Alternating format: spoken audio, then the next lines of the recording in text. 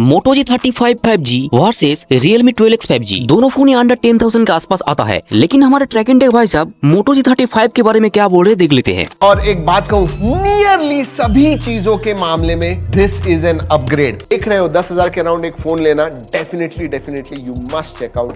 इनके हिसाब से एक धमाकेदार फोन है अंडर 10,000 के अंदर। क्या ये सही में अंडर 10,000 के अंदर एक बेस्ट फोन है? मुझे ये अच्छा लग रहा है। मुझे बिल्कुल अच्छा नहीं लग रहा। तो प्राइमरी सेंसर है 50 मेगापिक्सल का एंड सेकेंडरी सेंसर 8 मेगापिक्सल का अल्ट्रा वाइड है। हमारे ट्रैक एंड टेक भाई साहब ने तो मेगापिक्सल तो बोल दिया, लेकिन OIS है या फिर PDF ये तो बोला ही नहीं। ये भी बता दूं कि ये जो वीडियो है हमने मोटोरोला के कोलैबोरेशन में किया हुआ है, but let me make it very clear कि हमने इसे 2 दिन से टेस्ट किया हुआ है। जो भी हमें लगा इस फोन के बारे में वही हमने आपको इस वीडियो में बताया हुआ। हमारे ट्रैक एंड टेक भाई साहब ने इसको मोटो के कोलैबोरेशन में बनाया है, तो थोड़ा सा इधर उधर जा सकते हैं। Moto G35 5G versus Realme 12X 5G, इस कंपैरिजन में आपको पता चल जाएगा आखिर अंडर 10,000 के अंदर कौन सा फोन बेस्ट है और कौन सा फोन आपके लिए अच्छा है। दोनों फोनों में फीचर क्या क्या मिलता है और कौन सा फोन वैल्यू फॉर मनी है, चलिए देखते हैं। पहले बात करते हैं डिस्प्ले क्वालिटी की। Moto G35 में 6.72 इंच का IPS LCD डिस्प्ले मिलता है, जो कि 120 हर्ट्ज की रिफ्रेश रेट के साथ आता है। Realme 12X में 6.67 इंच का IPS LCD डिस्प्ले मिलता है, जो कि 120 हर्ट्ज की रिफ्रेश रेट के साथ आता है। डिस्प्ले रेजोल्यूशन Moto G35 में 1080x2400 पिक्सल, Realme 12X में 720x1604 pixel. Display density Moto G35 में 392 ppi, Realme 12X में 264 ppi।